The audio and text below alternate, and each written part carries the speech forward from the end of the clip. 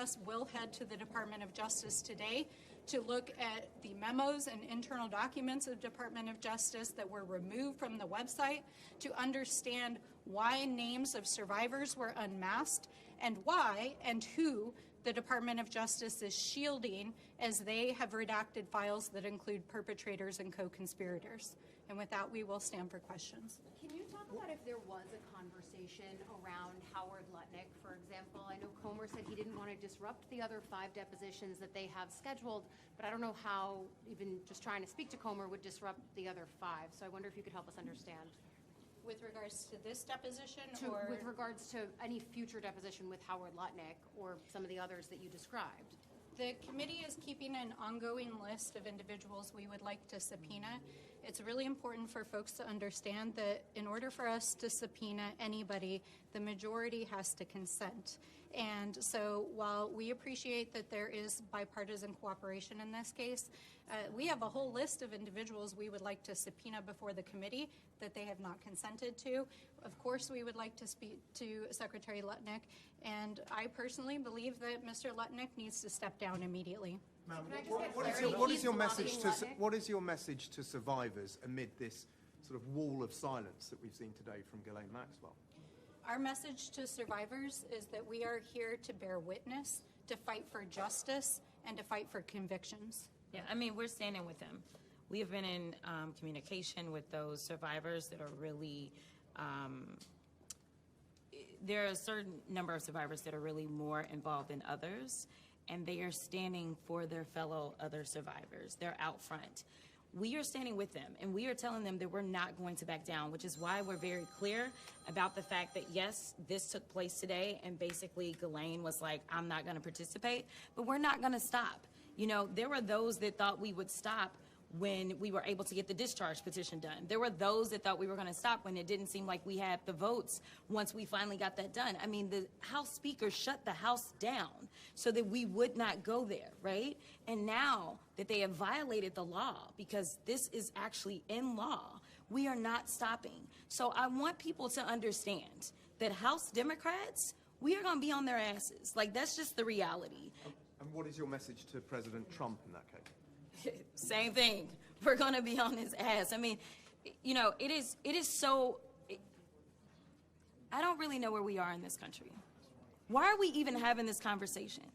The United States is falling apart right now, partially because he's going out and randomly allowing for the killings of people in the middle of the street. But the other part of it is that we have a 34-count convicted felon, and there are people that are still shielding him from any type of accountability as it relates to a child sex trafficking ring. It is time to take the blinders off. Like, I don't understand why we are pretending like any of this is normal. And I think that that is the level of frustration that so many people are bringing, whether you're a Democrat, Republican, or independent, specifically to the Epstein file situation.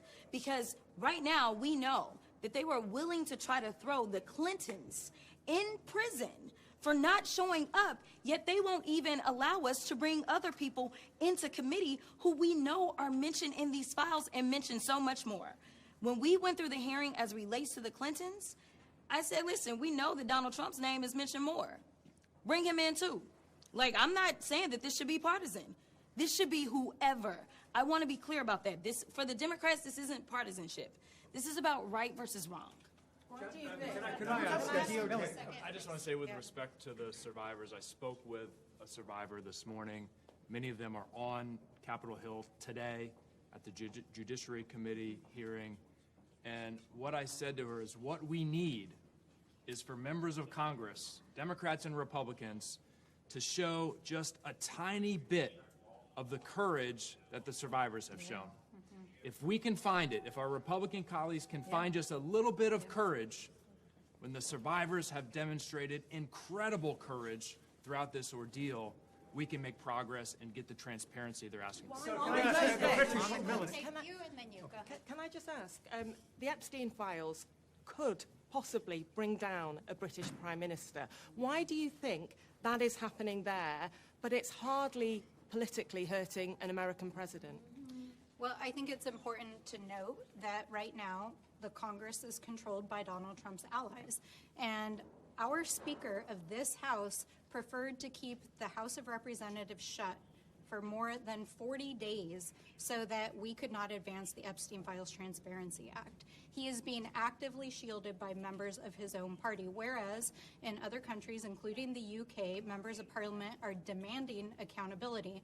And that is why our plea is to the American people. We need to hold these people accountable. And my message to Donald Trump is, we're coming for you. We are not moving on. I'd like to ask you just a couple of things. First of all, about the demeanor of Ghislaine Maxwell. What did she say? How did she look? Can I also ask, we've heard from your committee before that you want to hear from the former Prince Andrew and from Peter Mandelson. Do you think there are questions for the broader British royal family, King Charles? Yeah, Ghislaine Maxwell was once again unrepentant. She was very robotic. And, you know, she was not at all remorseful about pleading the Fifth today. I think, again, this is all strategy for her to try to get a pardon from President Trump, and she has never shown any remorse for the victims in this entire case. And the As it royal relates family, to the royal family. so as it relates to that part, I think that we want to speak to anyone who has information. Now, again, being an attorney, it's been quite frustrating that the Department of Justice has continued to hold files against the law and against the subpoenas, right? But what you would normally do is you would start with the evidence. So it's a matter of us taking a look at the evidence and trying to see who it is that is involved in this very tangled web. I think that we should speak to anybody, even if that means that we go that high. Now, do I have any evidence to suggest that there's anything there at this moment? Not necessarily, but I do want to see everything, and I will be clear about this. When we had our large roundtable where we talked to so many survivors, they did say that this has impacted high levels of government across the world, not just in England. They talked about multiple other countries. And so for us, we want to follow this because for all I know, we know that Epstein is gone, but does it mean that the ring is gone? Because of the sophistication in the way that this was set up, we need to make sure that we're not only fortifying our democracy here, but we need to make sure that there's not some cabal that is operating currently and still engaging in this type of behavior. And I think that is why it's so important that these survivors have come forward in this moment, because we don't know that it's not continuing to go on right now. We just know that Epstein is gone. We know that Maxwell is gone. But it wasn't just the two of them. And I think that that is why it is important that we review those files. And anyone that we feel like is involved, based on the files, based on the evidence, we feel like they need to come forward and speak to us. So we're going to take two more questions.